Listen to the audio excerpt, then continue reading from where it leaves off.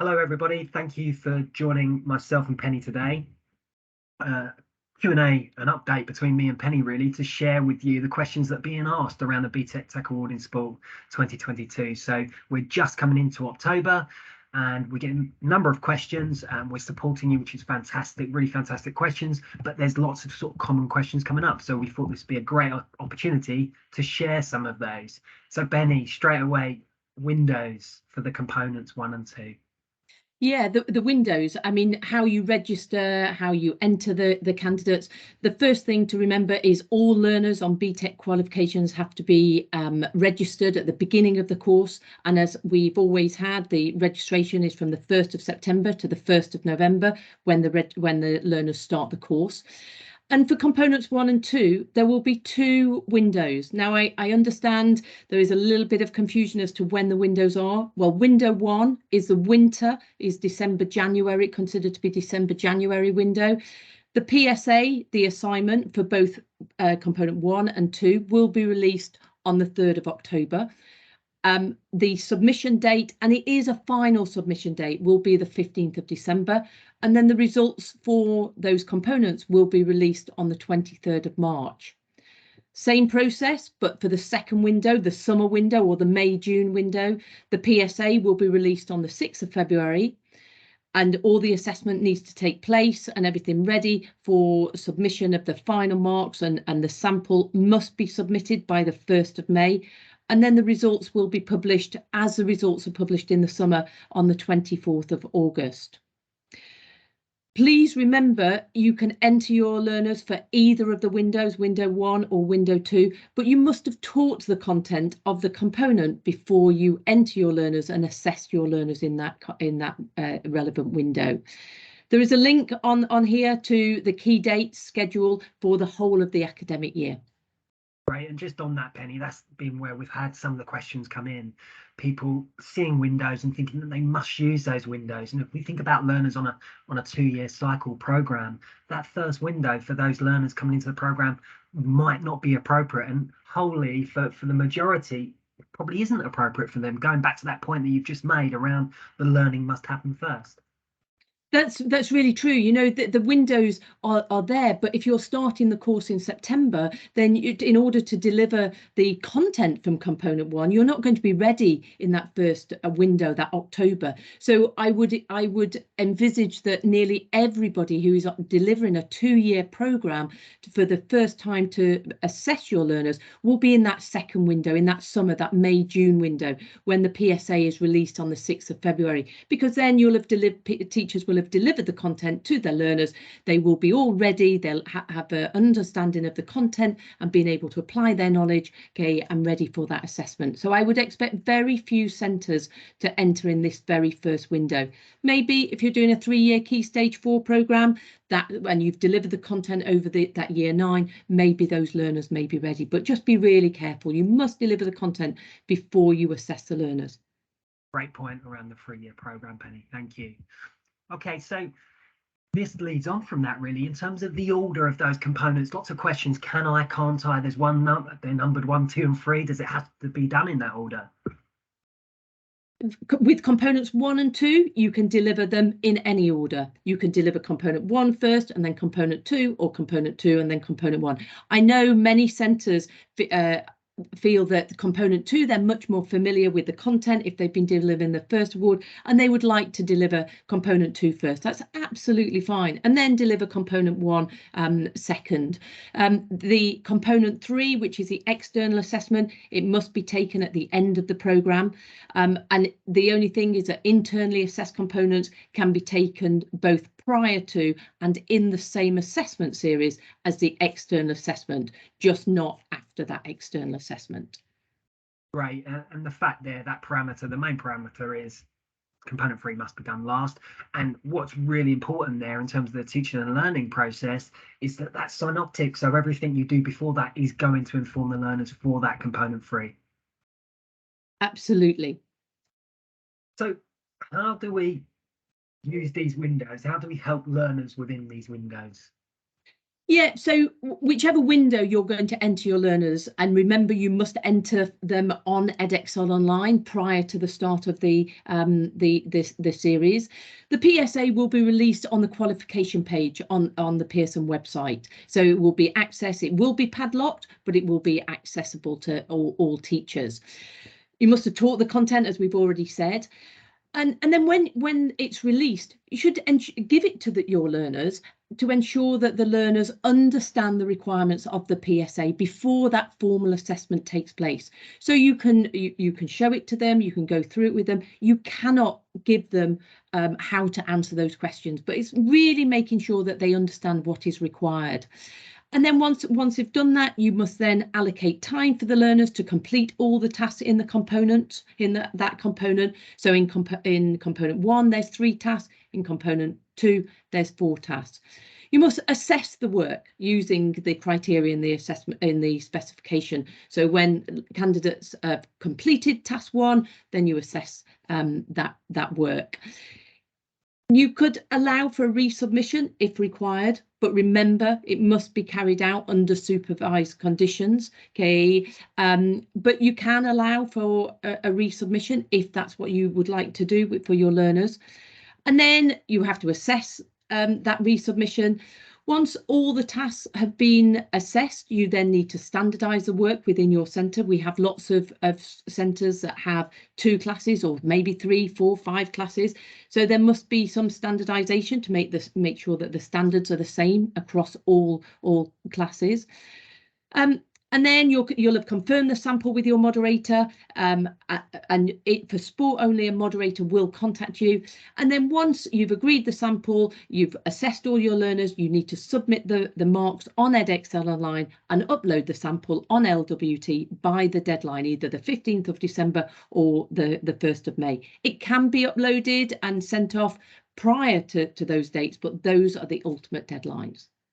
Right, and just on that around supervised conditions, that doesn't mean invigilators. It's just to ensure that you're there. You know that the learners are producing their own work independently. Yes, supervised conditions. It doesn't have to be an external invigilator. It can be a teacher, it can be in a classroom, but they have to work independently. Good practice maybe is that it isn't just the teacher who taught the content, okay, but it can be a teacher within the centre or someone within the centre.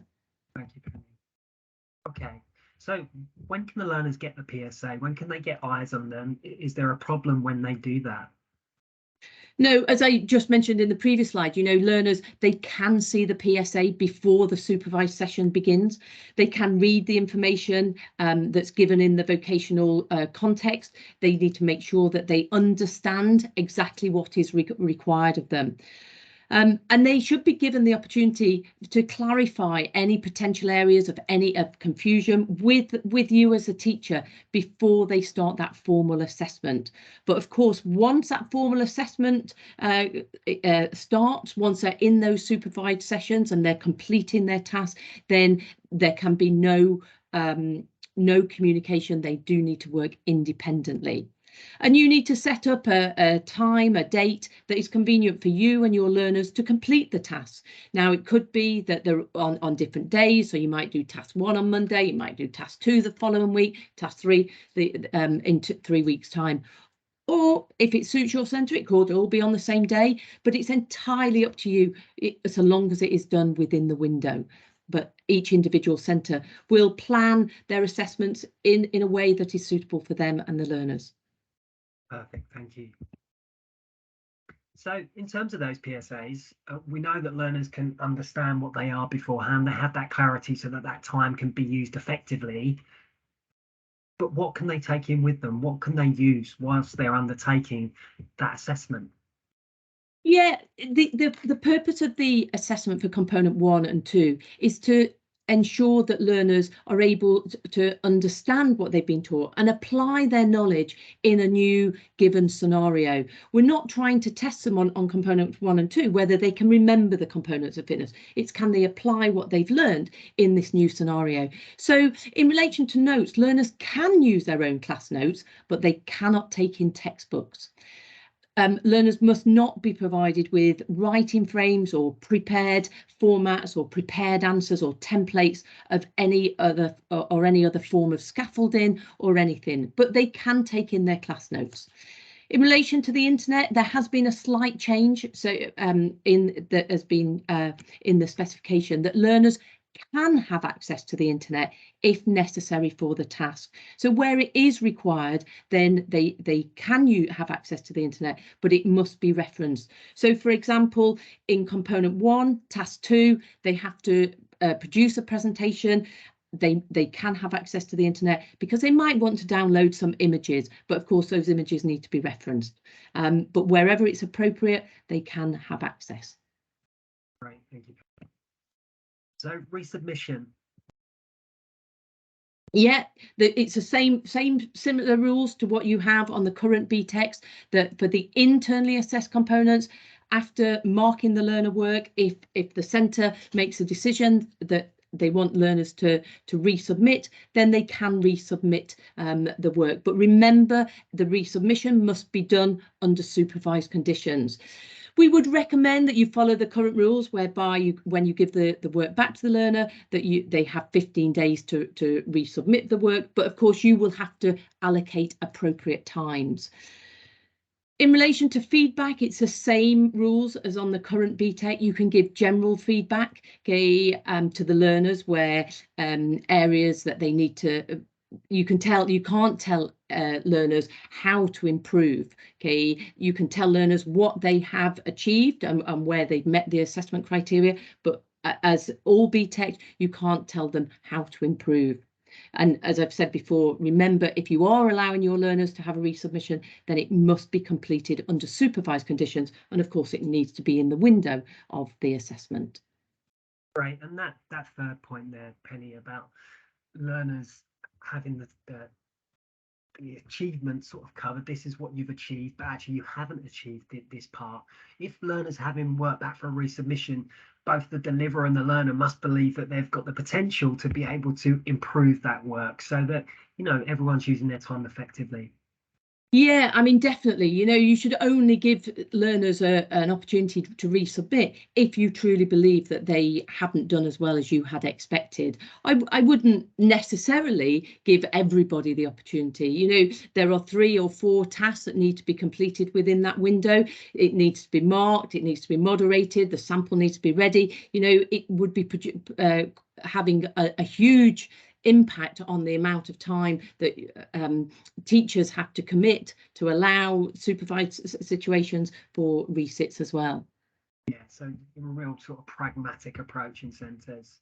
Yeah.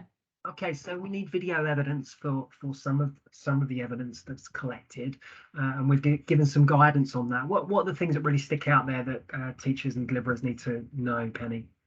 Yes, I think the first thing is that for the sport qualification, for the BTEC Tech Award sport qualification, you will be contacted by a moderator in the series that you have entered your learners and for the component that you're entering your learners. This is very different to any other sector. Okay, there will be no contact with other sectors, but for sport, because we need video evidence, there will be contact with the moderator, and the sample will be mutually agreed between the centre and the moderator.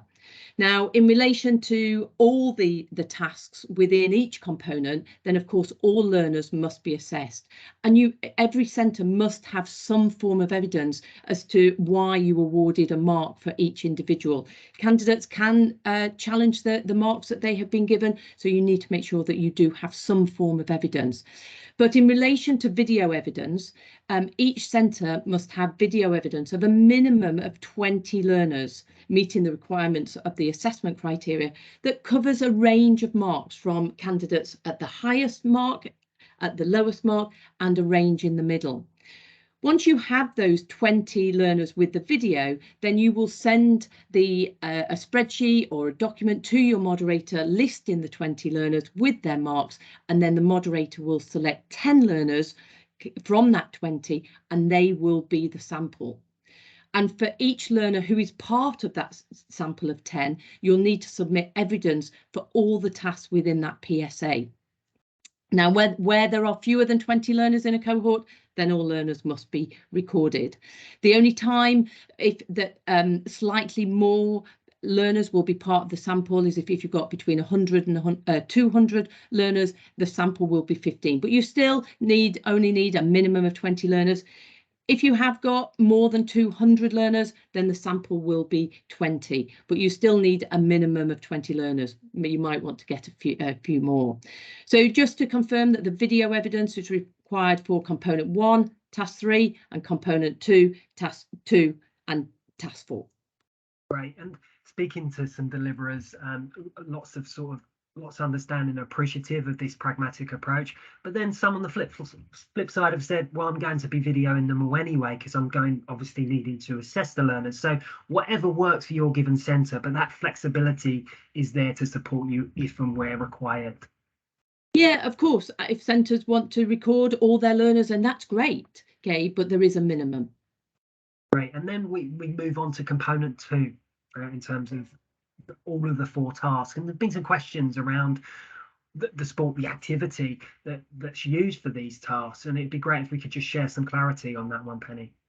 Yeah, I've spoke to many teachers about component 2 and do they have to use the same activity for all the tasks? Remember that task 1 is about the components of fitness, task 2 is the practical, task 3 is the officiating, and task 4 is the leading. So task 1, all the tasks have to be related and appropriate to the scenario, to the context of the PSA.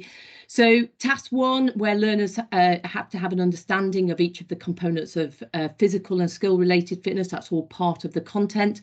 They'll apply this understanding to how the components of fitness are used in the vocational setting. It will either be a team, an individual, or an outdoor, which we will specify in the PSA. So they can they can look at components of fitness for sports that's appropriate for that context. But then you go on to task 2, 3, and 4. Now, task 2 and 3 and 4 possibly will be on a different activity, okay, or a different sport. But task 2, 3, and 4, where they have to perform the skills, where they have to look at the officiating, and then they have to lead one skill, should be on the same sport. It should of their choice that's relevant to the context of the PSA. So it should be it should be all in the same sport for 2, 3, and 4. Yeah, definitely. Where centres feel that there's an outlier there, we'd encourage them to contact us, but as a sort of standardised approach to ensure that the learners have the greatest opportunity to achieve, there may be that sport activity that they feel really confident and comfortable undertaking, and by doing the 3 tasks, task 2, 3, and 4 on that activity stroke sport, that's going to give them the best opportunity. Okay, so thinking about January in year 11 around component 3, so we're talking about the external assessment now. What do we want to share there, Penny? Yeah, I've had many discussions with teachers about can we enter them in the January of year 11. You can. There is an opportunity for learners to resit, okay, but I think you just need to be really, really careful.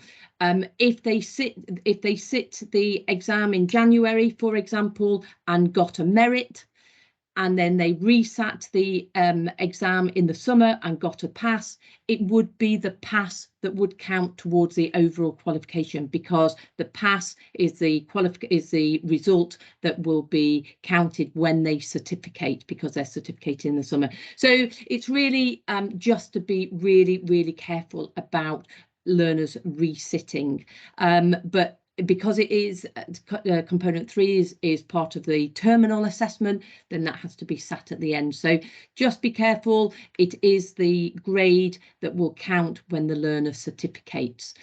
But slightly different for performance tables. If a learner sits at the exam in January and is happy with the result, then you can claim, and it will be the first sitting that will count for performance tables. So it's slightly different, but I know a lot of centres are really concerned about the result for the individual candidate, and you need to make sure that it is the result when they certificate.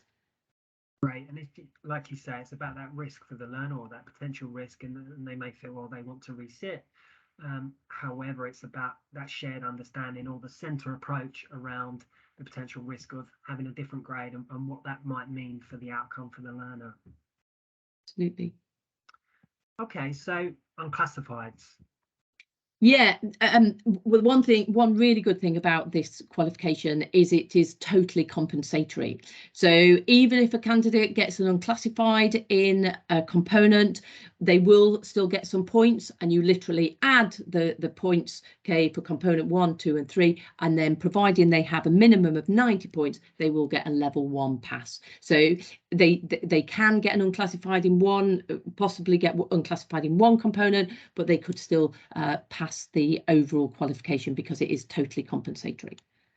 Yeah, and I'm sure that's a positive for many where they might have learners in their cohort that they feel that there's potential of that. Obviously, we want learners to do the best that they can, but being able to achieve it is critical for them. Yeah. Okay, so just to flag some support areas that we have here, I'm sure many of you are familiar with the different sign-ups that we have. So Penny has a sign-up of updates that I would strongly encourage you to follow, because if anything is updated around this or any of the wraparound, you're going to get that straight in your inbox. Lots of sign-up for resources, the quality assurance guides, depending if that's something that you're looking at in centre, which you may well be. And there's a really nice guide there that gives a really effective overview, Penny, I would say, and shows where the work needs to take place and where it's saved as well on this qualification. Yes, definitely. Have a look at the quality assurance guide. It'll provide all the information. And we've also just on the website released the assessment record template. Is it something you'd like to share about that, Penny? Yes, I'm really pleased to say that there is a huge reduction in the amount of paperwork that's required for this qualification. The only thing that the learners need to have is an assessment record template. It is on the website that you will need to have one at the front for component 1 and one at the front for component 2. Perfect. There is our sort of standard offer there, our complimentary offer around those training events that you can roll onto and access. The frequently asked questions, information around fees, but also newly released is a new assessment tracker tool that you might find really effective. I've seen the demo, and from a teacher's perspective, I think this is a really powerful tool, and there's a nice demo there to go with it. Penny, I know we haven't been able to share this with centres yet, but I feel this is going to be really useful for them. Yes, it's something that I know lots of teachers have asked for in previous specifications, and it is a new tracker. So you can monitor how your learners are doing. It's all in one place. It's a superb tool that I would definitely recommend that you look at. And if you're unsure how to use it, then click on the demo. So please share this recording with colleagues that are delivering or interested in the qualification. However, if you listening or you know that other colleagues in centre would just like to come along and just ask that question that you need to know, as opposed to listening all the way through or going on to a training, we've been putting these sessions on, Penny, and they seem to be working really well. Yeah, we've been doing them for the last academic year, and it's an opportunity for teachers to come and just ask questions. Okay, it's a new qualification. We know that people are very apprehensive, and if you've got any questions, then please do ask them. I'm sure we'll be able to answer them, but if we can't, we'll always get back to you. And it's a new qualification, and we want to ensure that the learners, okay, are taught and have an understanding of the right things. Perfect. And you've also got a booking system there that you've been put into play this academic year, and it means that you've been more popular than ever. Yeah, if any teacher's got a question that they specifically want to ask me, I've introduced this booking system. So there's a link here, click on it, and there's lots of times at different times of the day, different days of the week that you can click on and book an appointment with me. Thank you very much, Penny. And any colleagues, any questions, any way we can support you, please contact us, and we look forward to seeing you in an event soon. Thank you. Bye.